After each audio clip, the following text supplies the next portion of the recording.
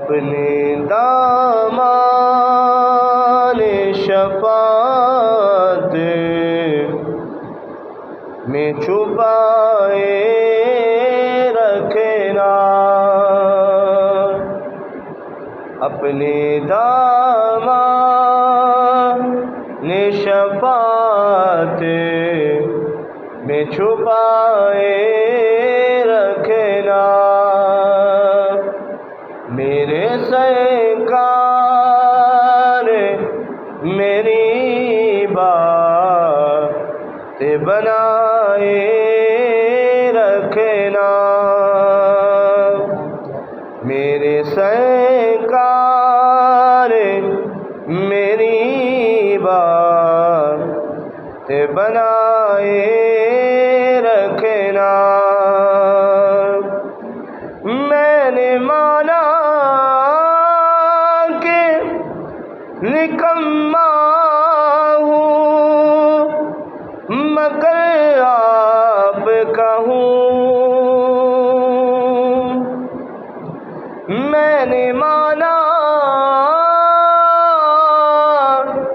کہ نکما ہوں مگر آپ کا ہوں، مجھے نکمے کو بھی سرکار نبھائے رکھنا،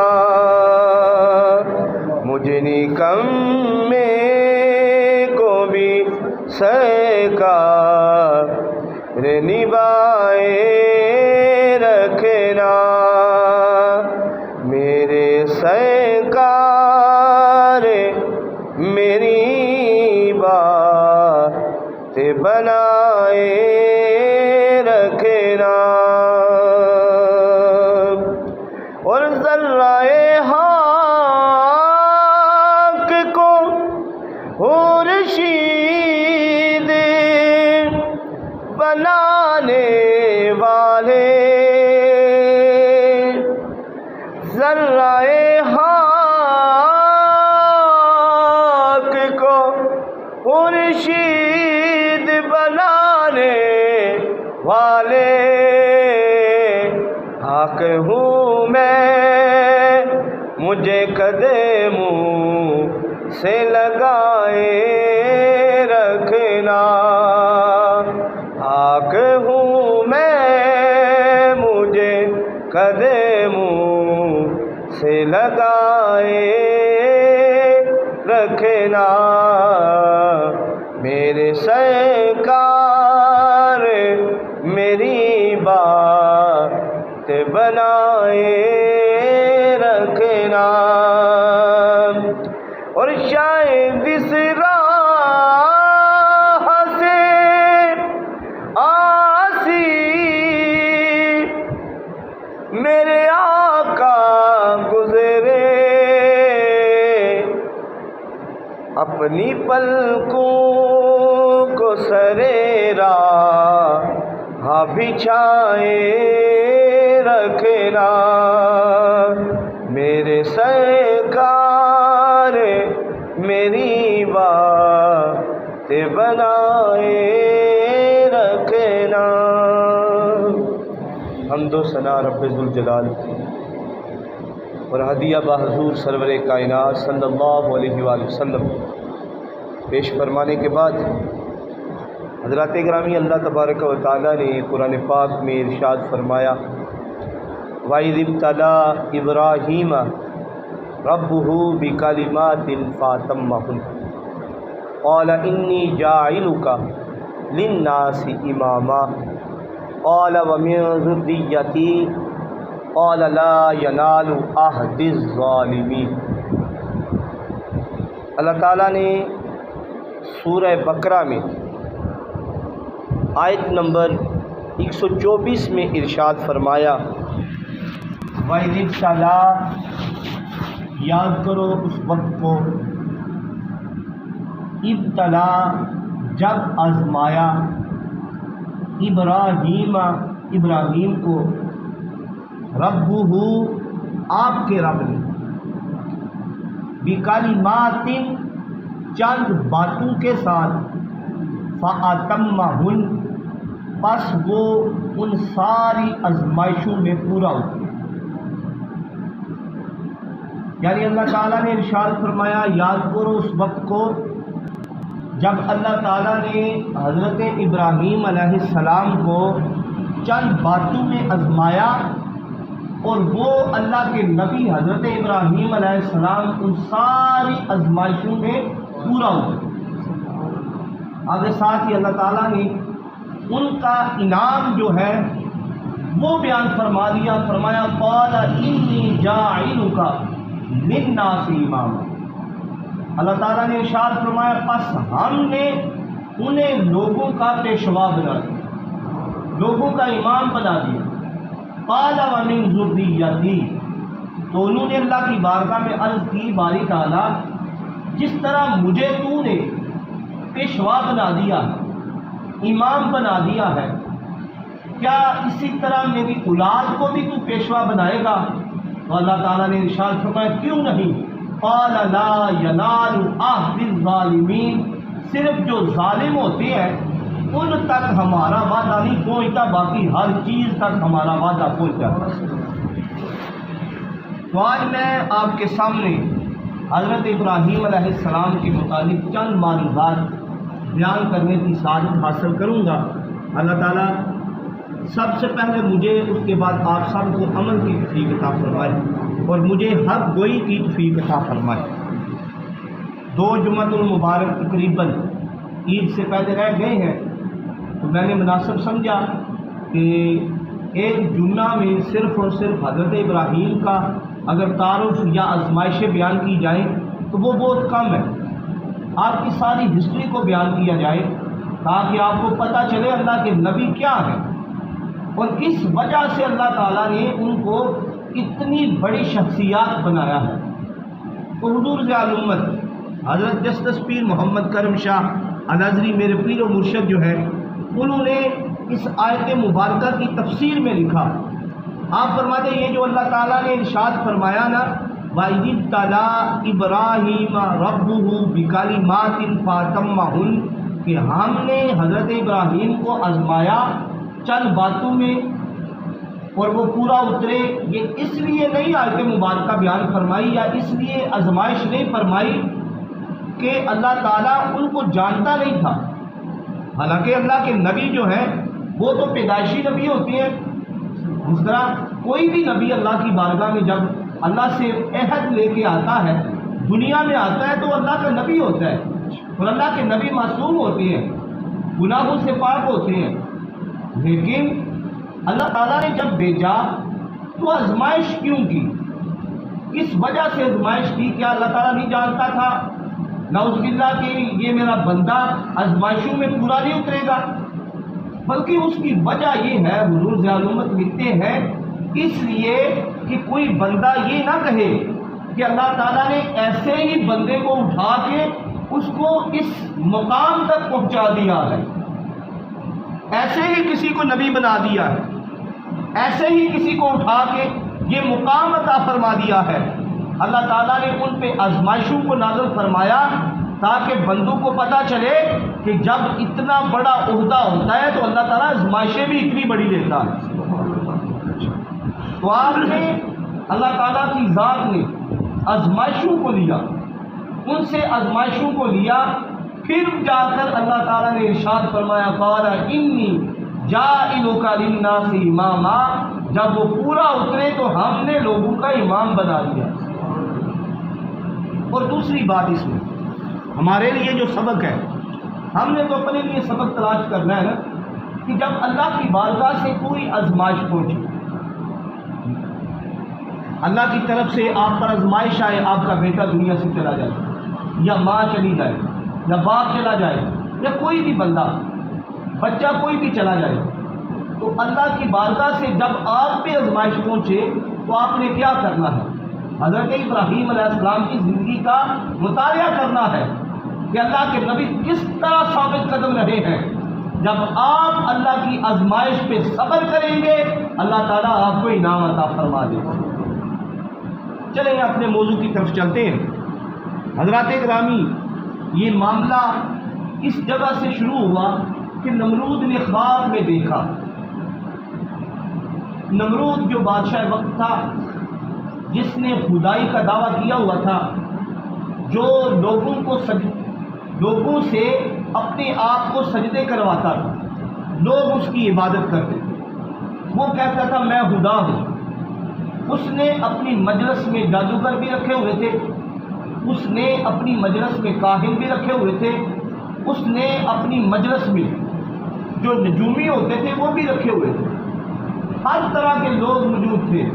اس نے خواب میں دیکھا، کیا دیکھا کہ ایک ستارہ طلوع ہوا ہے جس کی روشنی اتنی ہے کہ اس کی روشنی کے آگے، ستارے کی روشنی کے آگے سورج اور چاند کی روشنی ماند پڑ گئی.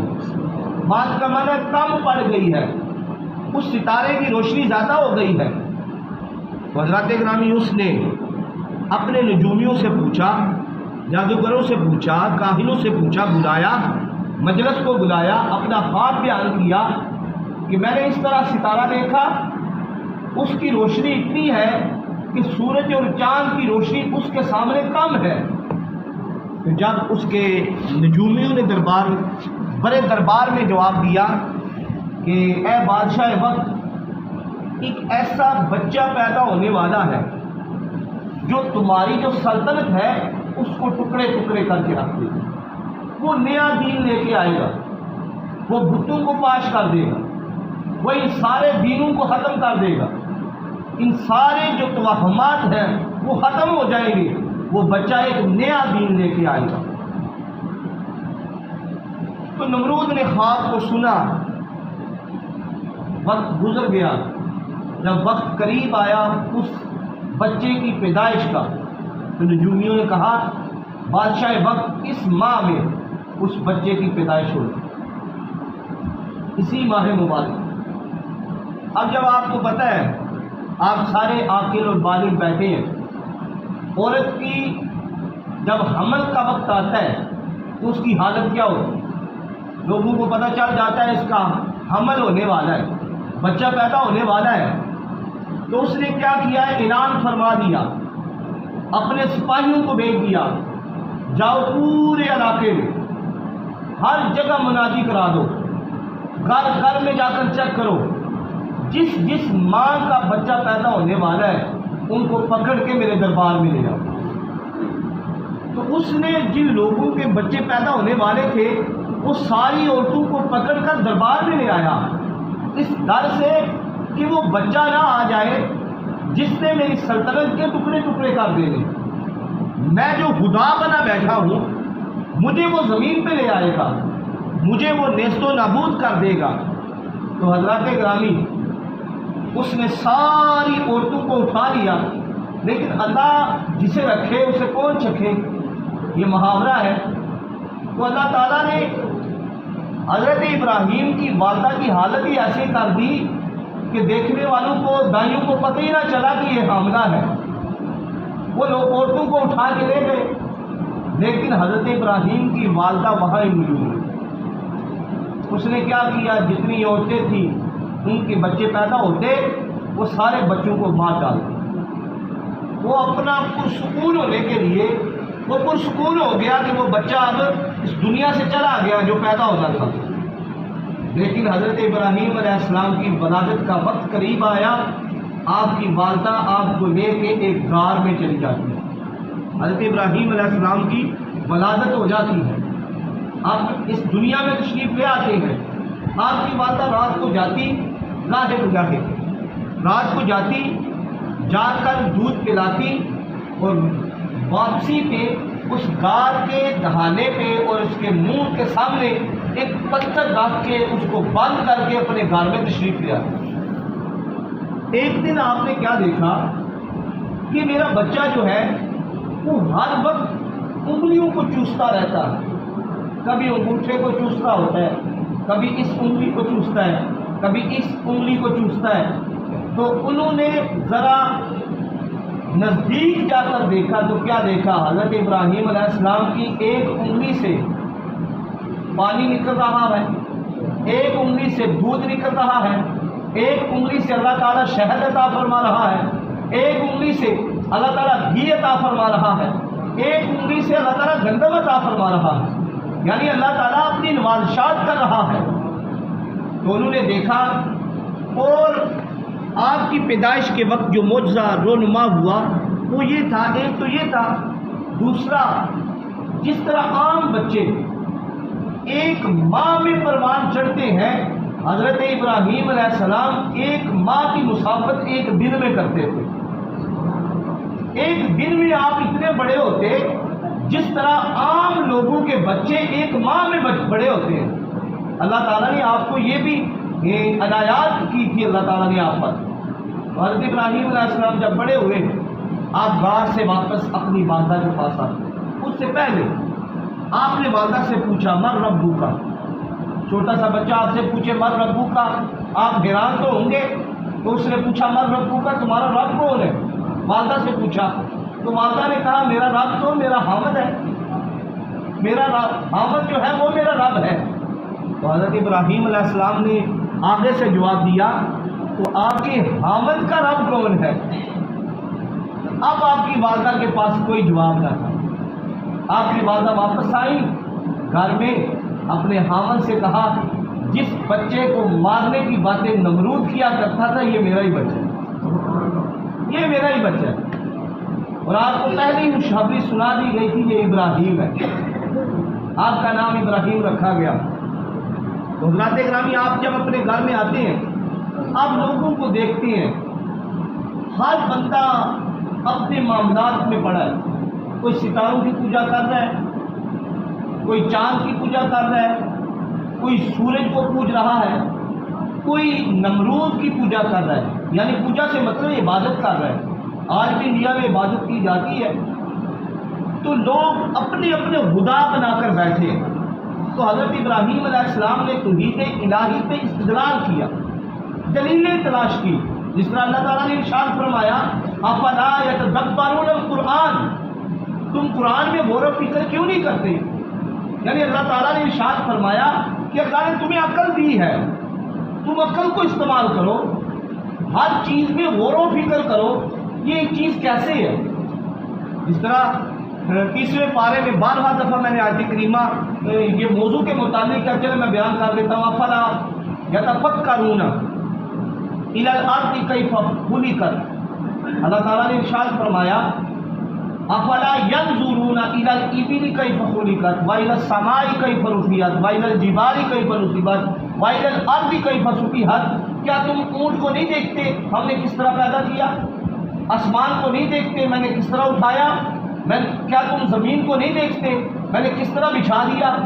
کیا تم یہ پہاڑوں کو نہیں دیکھتے میں نے کس طرح نصب کر دیا؟ یعنی اللہ تعالیٰ نے ارشاد فرمایا کوئی چیز بھی نہیں ہے کہ تمہاری عقل تو ہم نے عطا کی ہے، تم غور و فکر کرو۔ تو حضرت ابراہیم نے بھی غور و فکر کیا، ستارے کو دیکھا، رات کو ستارہ طلوع ہوا، لوگ عبادت کرتے ہیں، جب غروب ہو گیا تو حضرت ابراہیم نے فرمایا جو غروب ہو جائے وہ خدا نہیں ہو سکتا، وہ خدا نہیں ہو سکتا۔ پھر حضرت ابراہیم علیہ السلام نے دیکھا لوگ چاند کی پوجا کرتے ہیں، آپ نے دیکھا چاند مقررہ وقت پہ آیا رات کو، پھر غروب ہو گیا، آپ نے فرمایا جو غروب ہو جائے وہ خدا نہیں ہو سکتا، اپنی قوم سے بھی کہا۔ پھر لوگ سورج کی پوجا کیا کرتے تھے، آپ نے سورج کو دیکھا ایک مقررہ وقت پہ وہ طلوع ہوا اور مقررہ وقت پہ غروب ہو گیا، تو آپ نے فرمایا ایک سورج ہے جو مقررہ وقت پہ طلوع ہوا ہے، ٹائم اس کا نہ ادھر ہوا ہے نہ ادھر ہوا ہے، اور مقررہ وقت پہ غروب ہو گیا ہے۔ فرمایا انی وجہت وجہی للذی فطر السماوات والارض حنیفا وما انا من المشرکین، فرمایا میرا چہرہ تو اس ذات گرامی کی طرف ہے جو آسمان کو پیدا کرنے والا ہے، جو زمین کو پیدا کرنے والا ہے، جس نے ان سب کو یکسو پیدا کیا ہے۔ وما انا من المشرکین، اور میں مشرکوں میں سے نہیں ہوں۔ تو آپ نے استدلال کیا، پھر دیکھا لوگ جو ہے نمرود کی طرف جا رہے ہیں، اور نمرود یہ پہلا ظالم اور جابر بادشاہ ہے جس نے لوگوں کے رزق پہ بھی قبضہ کیا ہوا تھا. جو بندہ اسے سجدہ کرتا اسے وہ رزق دیتا، جو سجدہ نہ کرتا اسے رزق ہی نہیں عطا فرماتا. آپ اندازہ لگائیں اسی بات سے اللہ تعالیٰ کی بارگاہ میں ہم سجدہ کریں نہ کریں اللہ ہمیں رزق دے رہا ہے اور ہر بندے کو دے رہا ہے. تو ہمیں چاہیے اللہ کی بارگاہ میں عبادت کریں، اللہ کی بارگاہ میں یکسوئی کے ساتھ عبادت کریں، کیونکہ اللہ تعالیٰ ہمیں اس نے اتنی نوازشات کی ہیں. تو آج مختصر میں اپنے موضوع کی طرف آؤں گا. تو حضرت ابراہیم علیہ السلام بھی چلے جاتے ہیں. آپ سے پہلے جو بندہ تھا اس سے نمرود نے کہا من ربو کا، اے بندے بتا تیرا رب کون ہے. مثال کے طور پہ مقصود صاحب میرے آگے ہیں، تو ان سے سوال کیا گیا، نمرود نے سوال کیا تیرا رب کون ہے؟ تو انہوں نے کہا میرا رب نمرود ہے. سجدہ کیا، انہیں رزق عطا فرما دیا، نمرود نے رزق دے دیا. اب باری آتی ہے حضرت ابراہیم کی جو ان سے پیچھے تھے. حضرت ابراہیم سے نمرود نے کہا من ربو کا، تیرا رب کون ہے؟ قرآن پاک میں اللہ تعالیٰ نے اس آیت مبارکہ کو بیان فرمایا 30ویں پارے میں سورہ بقرہ میں فرمایا الم تر الی الذی حاج ابراہیم فی ربی ان آتاہ اللہ الملک.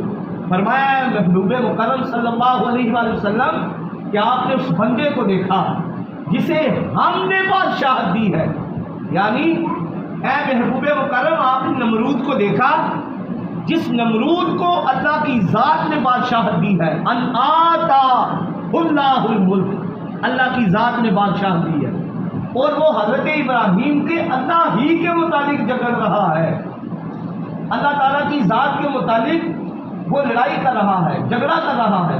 تو اس نے حضرت ابراہیم سے پوچھا نمرود نے من ربو کا، تیرا رب کون ہے؟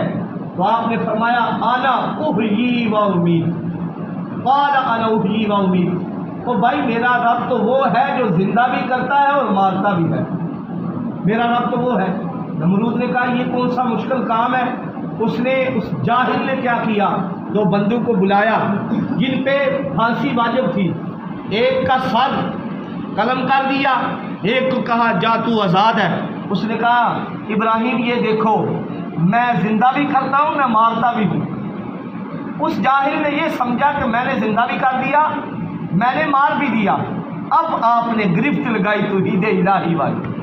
آپ نے فرمایا قال ابراہیم نے کہا فإن اللہ یأتی بالشمس من المشرق فأتی بها من المغرب فبہت الذی کفر. آپ نے فرمایا میرا رب تو وہ ہے جو مقررہ وقت پہ سورج کو مشرق سے طلوع کرتا ہے، تو آج مغرب سے طلوع کر کے دکھا، تو مغرب سے طلوع کر کے دکھا.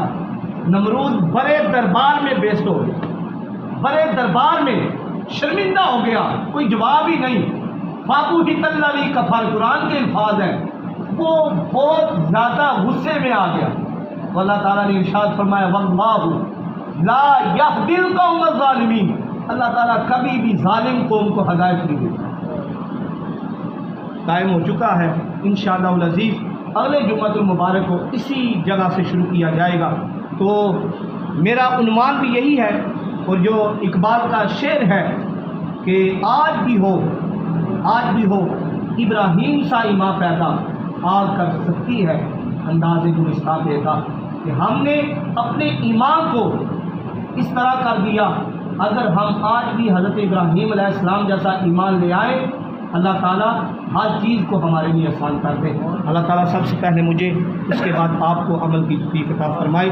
اور انشاءاللہ العزیز اگلے جمعۃ المبارک کو اسی جگہ سے شروع کیا جائے گا اور حضرت ابراہیم علیہ السلام کی جو آزمائشیں ہیں اور حضرت اسماعیل علیہ السلام کی جو آزمائشیں ہیں وہ بیان کی جائیں گی. اللہ تعالیٰ ہم کوئی کی توفیق عطا فرمائے. وآخر دعوانا ان الحمد للہ رب العالمین. جن احباب نے سنتے ادا فرمانی ہے وہ سنتے ادا فرمائیں، ساتھ ہی اپنی صفوں کو